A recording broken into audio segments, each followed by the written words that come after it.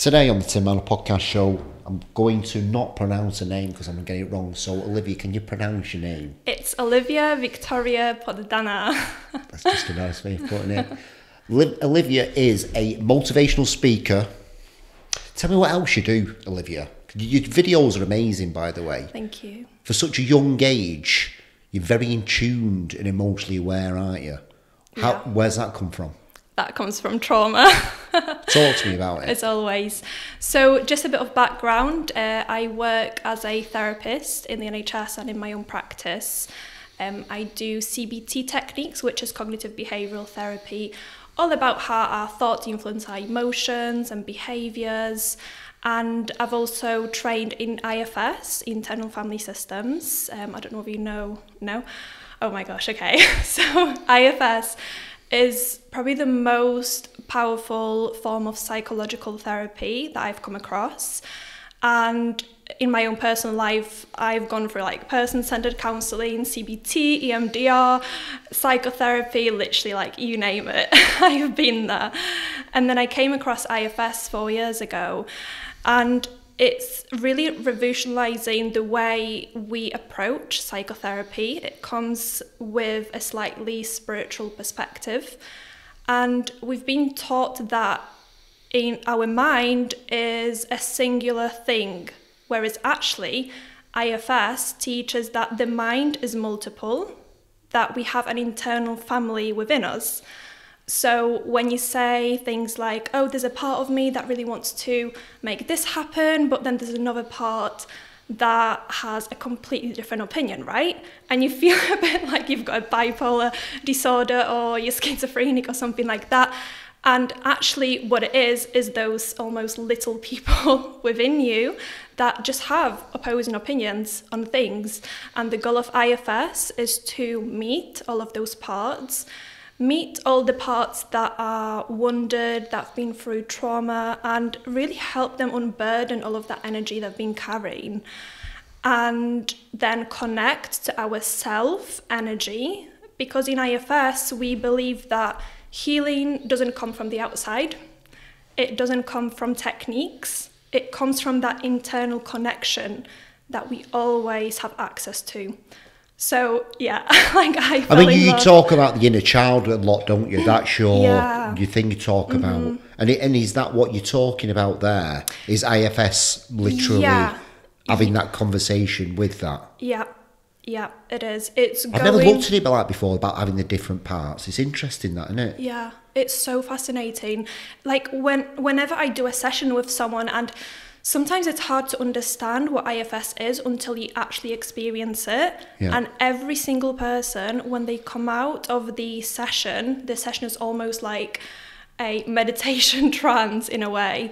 What are you doing? Tell me what you're doing in this therapy session. What are you doing? Yeah, so we go into sort of a mindfulness exercise where firstly we just focus internally, regulate our breath, do some breathing exercises, and then sometimes people have a specific thing that they come with. So maybe it's a past trauma, or they're really struggling with anxiety. So then we really check in and go to that part that feels anxious. And a lot of the time, those extreme parts have taken on those very extreme roles and are working really hard to produce the anxiety in order to protect a younger, more vulnerable part. That's the inner child that a lot of people call. Yeah. And we help that protective part to unburden and not have to work so hard anymore. And then we go to the internal child that part has been protecting to help that inner child unburden all of the energies, all of these stories. It's powerful, that it's been holding. Yeah, literally when people come out of the meditation, the first words are holy fuck. Because everything just clicks, all the experiences that they've been through in life. suddenly make sense. When did you hear about it? When's the first time you heard about the IF? I've never heard that before. Yeah, honestly, it's very well hidden. Yeah. It's just coming to the NHS, so it's been approved in Lancashire and a few other places, not in Greater Manchester yet. It is evidence-based and it is approved therapy in the US, but it is quite fresh to the UK. That's why a lot of people don't actually know about it. Unless you're a therapist, then you would have heard about IFS probably, because for each place on the training, there's thousands of people applying, and it's a lottery system. So they basically allow the universe to pick whoever gets on the training. So they believe that the right people will be trained in IFS. Yeah, it's honestly so powerful. And 2 of my friends, really close friends, are trained IFS practitioners. And I remember I was in a really bad place a few years ago, well, throughout my life, but we can get to that later. But I was really struggling. I didn't really know what was going on for me. I was in a toxic relationship at the time, and I asked my friend whether she can do some IFS sessions with me. And I remember going to the session, and suddenly I uncovered a trauma of being abused as a child that I completely forgot, completely dissociated from the experience. And in that hour session, we were able to go back to the experience, really see and hear that inner child and all the pain it's been carrying, and just release. Yeah. And honestly, I was like, whoa. Because that therapy allows you to go into your subconscious mind, where all of those memories are stored, and we might not consciously know why we're depressed or anxious, but actually that therapy technique allows us to tap into those hidden memories.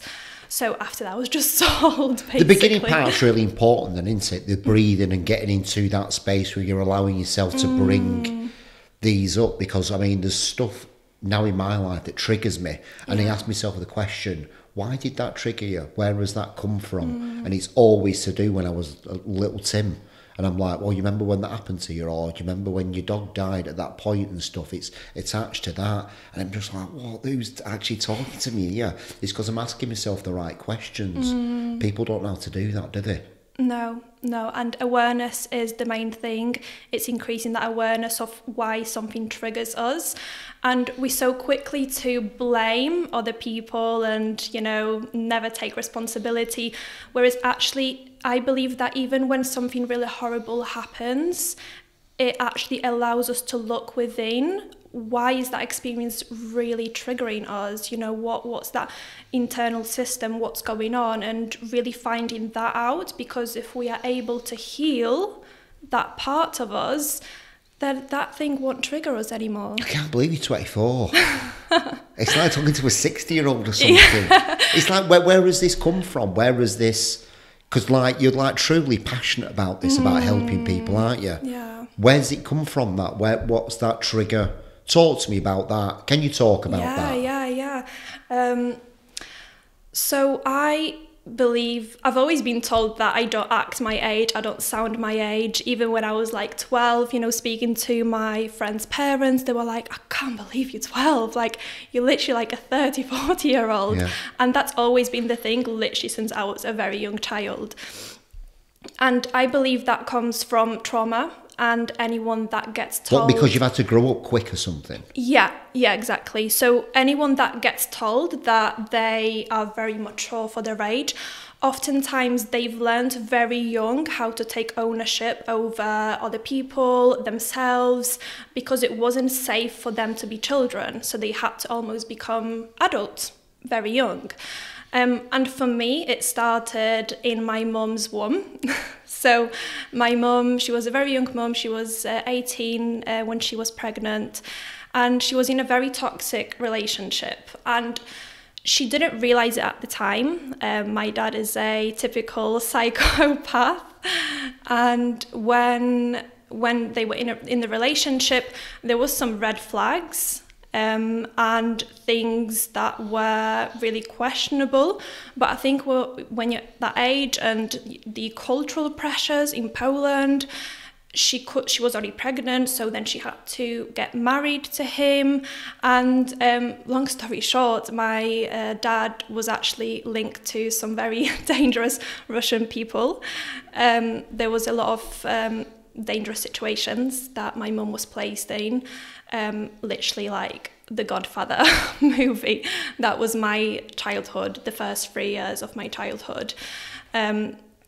And like my earliest memories are like, I probably won't say it out loud here because I don't really want to trigger people that much. But it's like terrible things that you see like in horror movies, basically. And I grew up on that foundation, and my mum worked really hard. Do you talk about those experiences? Yeah. Those horrors that you've seen? Yeah. So one of the most extreme ones for me was when my grandparents, my dad's parents, were living in the countryside. And I just remember I was about 3 years old, so it's very blurred, and I did dissociate from that memory. But I basically remember screaming and my dad running after my granddad with an axe, trying to murder him in the countryside. And my mum picking me up and just running towards the forest. That's one of my earliest memories. And this is a kind of regular occurrence of like threat and violence and... Yeah, like mafia in the living room, you know, cocaine,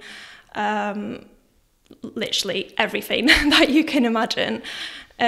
So that was obviously very unsafe for a child. And we even carry trauma from when we are in our mum's womb as well. And I know that my dad attempted to strangle my mum as well when she was pregnant a few times. Luckily, nothing ever happened, but that was there. So as you can imagine, as you're carrying a baby, all that stress, all that trauma is passed on to the womb, to the baby being born. And then I remember suddenly like everything stopping. And then I don't have any memories of my dad. And the thing is, as a child, I completely dissociated from all the bad experiences. And I just painted this picture of like very caring, loving dad. And I remember my grandma telling me that he's gone away to work to another country. And I would receive letters from him, you know, saying how much he loves me and things like that. And I was always reading the letters, and he'd sometimes call me, and I was like, oh, Dad, like, when you're coming back? Completely unaware of the trauma that me and my mum have just been through. And I remember being on the playground when I was 6, and one of the children started laughing at me. And I was like, why are you laughing? Like, what's going on? And he was like, oh, my brother just met your dad. And I was like, my dad's away, like, in another country. And he was like, no, your dad's in prison. Right. And I was like, I couldn't believe it. And I went home and told them, and they were like, well, yeah, he's been in prison. And to this day, I don't really know clearly why he's been in prison. He's been in and out throughout my life. I was contacted by someone last year saying that he's back in prison, so I don't actually have any contact with him at the moment. But as you can imagine, that was very traumatic foundation for a child to grow up on. And after that, we moved to the UK when I was 11. I didn't speak the language, not a single word. I remember sitting in class and not knowing what people were saying to me, like teachers asking me questions, and I'd be like, I don't speak English, sorry. And I remember always feeling that like emptiness as a child. And I think there's only one picture of me as a child smiling. I never smiled as a child. I always wore black. I had a very challenging behaviour in school, even though like my grades were amazing because I just remember things, you know, for exams. But yeah, like my behaviour was really coming out. And no one ever took me to a psychologist, psychiatrist. There was none of that. It was almost like everything was fine, everything was normal. And then when I was 12, I started self-harming, and my mum only found out when I was 14. And I think that's when it hit her that maybe I need to speak to someone. So it took nearly 14 years for me to actually start receiving some help. And outside of self-harm, so by the age of 15, I had 2 attempted suicide attempts. Self-harm, I still have the scars because it was pretty bad. I was addicted to cannabis. I was selling cigarettes in school. I was expelled multiple times. And I remember when I did one of the suicide attempts, and suddenly my mum gave me a book called The Power of Your Subconscious Mind at that point. And I was also put on lots of medications and seeing a psychiatrist and a psychologist. But I remember reading that book, and suddenly I received a vision of me being on stage and sharing my story with other people in order to show them that it doesn't matter what you go through, because you can go through the most horrendous experiences in life, but that does not have to define you. You can still create the life that you want. You can regulate your nervous system. It will take work, but it's possible. And it was that book and the meditations that I started doing, affirmations. I got very deep into spirituality and personal development at a very young age because it helped me save my life. And I thought, if I can go through all that, literally all forms of abuse, like emotional, physical, sexual abuse, everything, and still have hope and have that knowing that I can share my story and help someone else if they're in the darkest of places, and help them see some hope, some light, that there is that light at the end of the tunnel, as we say it, and it is cliche, but it's true, that there is that light within us, but sometimes it's burdened by the experiences that we go through. When did you know that you wanted to help people? What was the point where you thought, right, okay, I want to become a therapist now and help other people? Yeah, so I've wanted 2 jobs since I was young. So the first career that I aspired for was to be in the mafia. Okay. And then, how did that work out for you? No, it didn't work out, yeah, okay. fortunately. And then after the suicide attempt, when I read The Power of Your Subconscious Mind and started practicing all these things, I was like, I can help other people, because they call it like the wounded healer, that I never wanted anyone to go through the pain that I felt, because that was rock bottom, you know, to try to take your own life at the age of 14, that's rock bottom. And I knew that I had that in me. It was like a calling from something bigger, whether you call it the universe, God, you know, whatever. I just had that inner knowing, that vision just grew stronger and stronger and stronger. And I got very deep into personal development books. I think I've literally read like thousands of books, like you name a book, I've probably read it. Thousands of hours of different podcasts, you know, studying psychology, studying CBT, studying IFS, Reiki, energy healing, literally anything I could get my hands on, you know, I would do the training. And my mission is to just really help people turn that pain into power, that true strength that's within them already. Fucking hell, Olivia. To say you couldn't talk English to now the way you deliver stuff is, how are you able to deliver something so beautifully like that? How have you taught yourself to deliver something like that? It comes from the universe. I'm just a channel. Do you believe that? Yeah, I do. Yeah, 100%. I'm just a tool, you know, to spread that love and light to other people. And it's been a journey for sure. In Poland, when I was growing up, I was very confident. I would always be in school plays, like main character, like, you know, always push myself out there. And then I moved to the UK and there was a lot of racism. Like, it was crazy. Was there? Yeah, it was insane. And I remember in school I'd be called the Polish slag and things like that, and I couldn't really speak English like other Polish people had to translate for me, and I was like, whoa, okay. And then when I started speaking, bear in mind I didn't speak English, so my accent wasn't there, like the grammar wasn't there. I remember people laughing at me, mimicking me, and just really taking the piss out of how I spoke.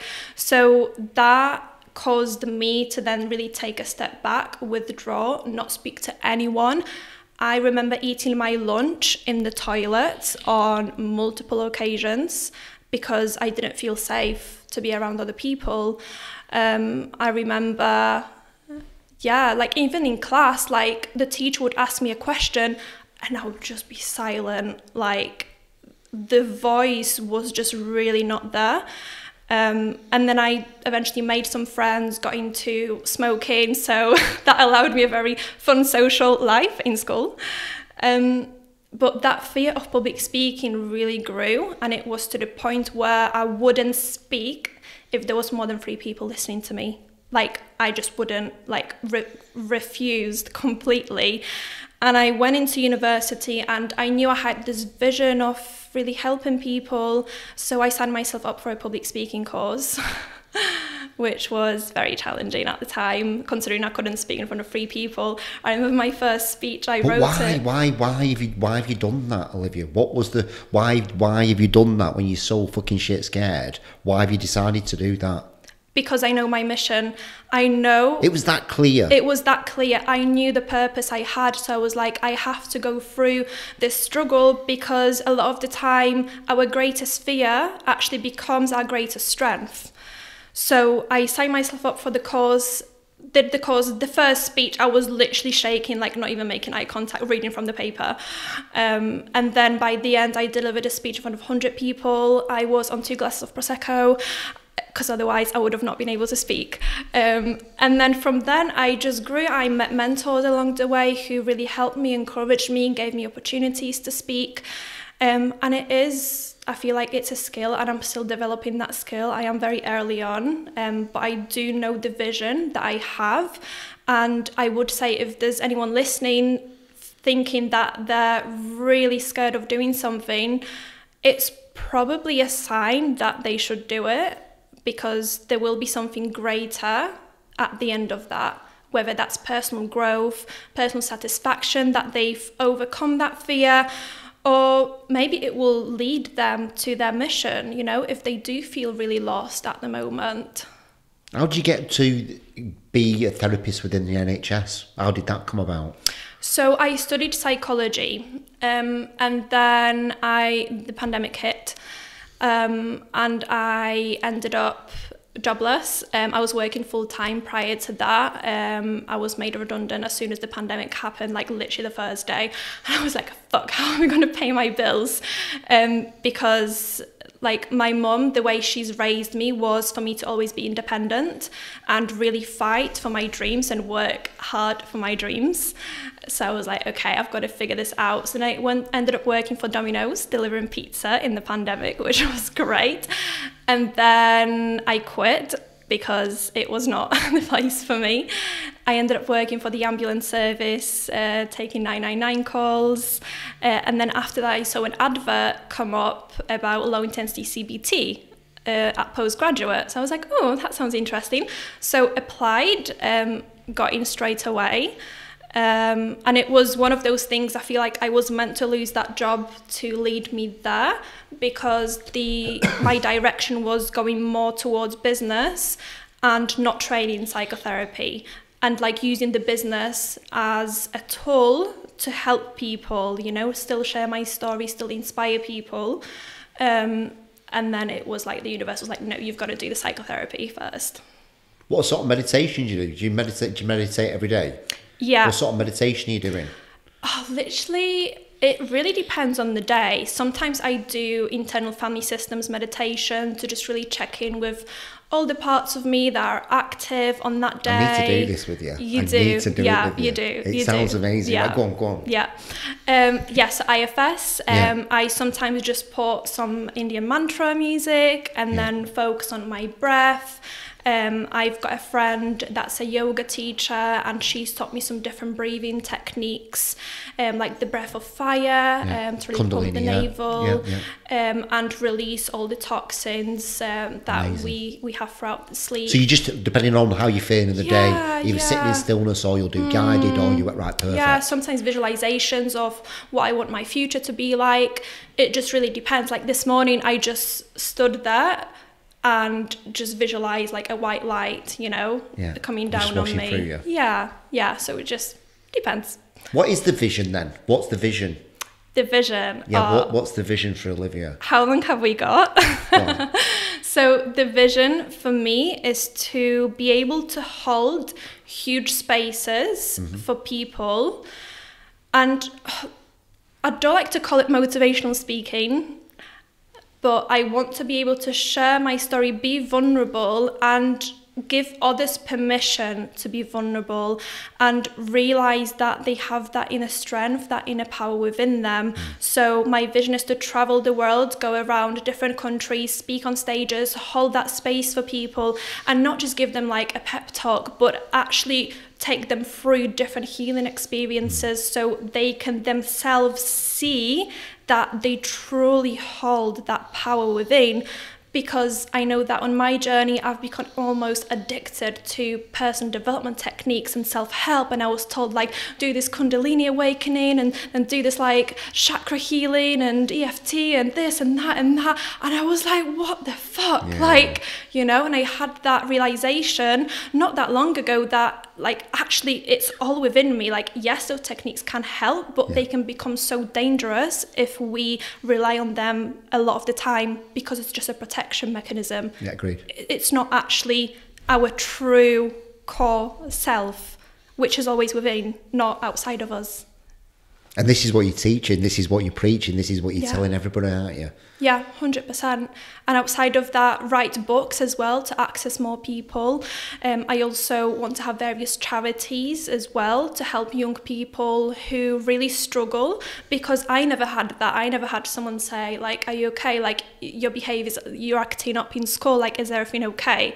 I never had that. I was put on performance plans in school, And it's so important to actually give young people the opportunity to have a safe space, because they might not have that at home, and everyone's blaming them for their behaviour, whereas actually it's the trauma, it's the parts within them that do feel very unsafe. That's insane, that. I can't believe you think like it's such like a young age. It's absolutely mental, I just, you messaged me, right, and then I looked at your Instagram.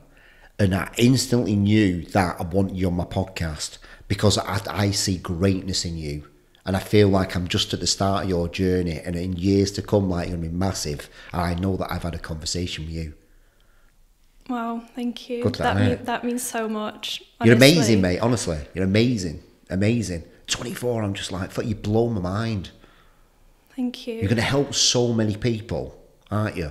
You know that already. You know what your vision is. Yeah. And everybody needs to know it's come from trauma. It's come from absolute dark bullshit, and you've made it your strength. Yeah. And people can't see that, can they? Sometimes that their actual, what they think their weaknesses is actually their most valuable asset. Yeah, we buy into the story that society tells us that if you're traumatized, you need to go on this medication. And I'm all for medication in certain circumstances, but actually, why don't we get told that our greatest strength lies in our ability to go through those traumatic experiences and come on the other side? Yeah, I had a consultation in the other day, and the guy's talking a little bit about some of the trauma he's got, and he told me a story about, shout out to Del if you want to listen to this, hi Del.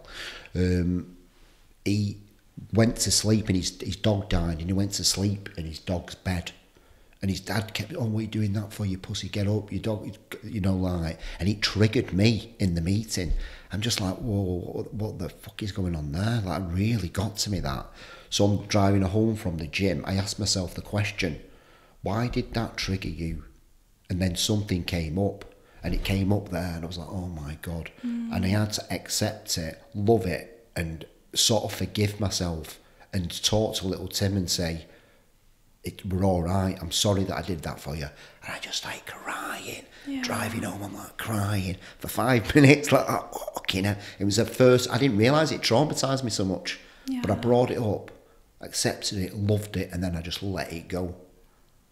But it's just through these practices that you're saying, and understand, being aware, and being able to do that. Because I used to like maybe bring it up and then go push it back down. Just like. And that's the work. That's the fucking art's the work. Listen, I got gym. I go do cold water therapy. I do all this. Like, it's good, right? Yeah, it's great.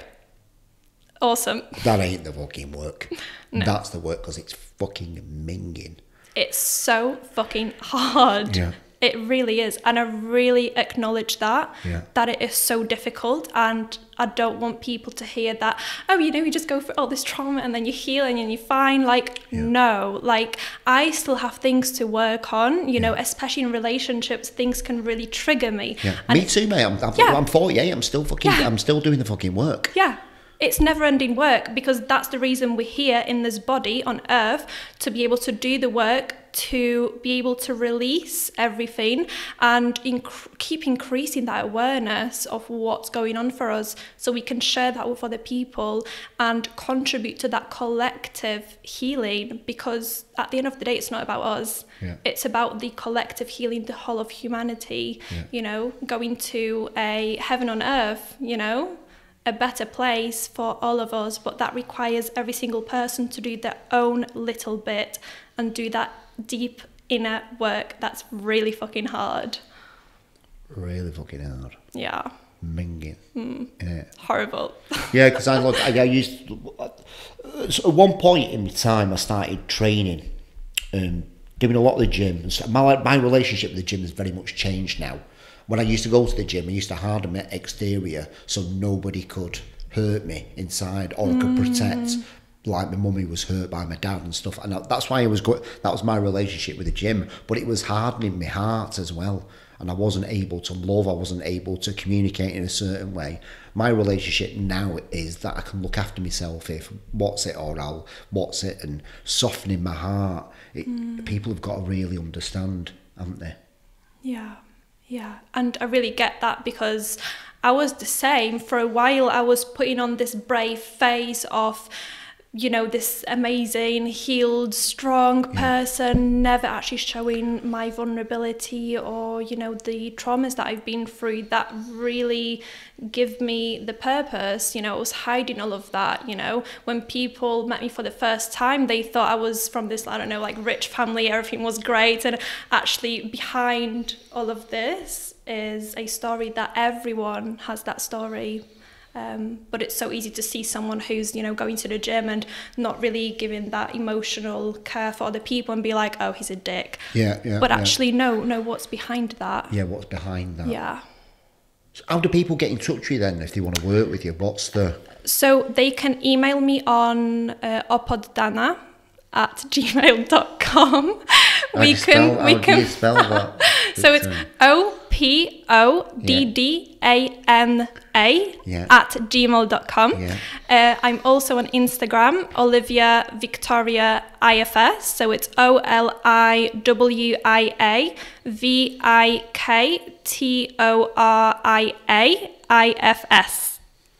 Fucking hell, fire. I'll bring it up a little Instagram handle for you. Amazing. Thank you. You're amazing. You're amazing. You just keep fucking going. Just keep doing it, keep doing it. If there's anything that I can help you with to project and amplify your personal brand or anything, honestly, you know where I am. Thank you so much. Thank you, Olivia. Thank you, everybody. Goodbye. You're branding with the best. You're branding with the best. You're branding with the best.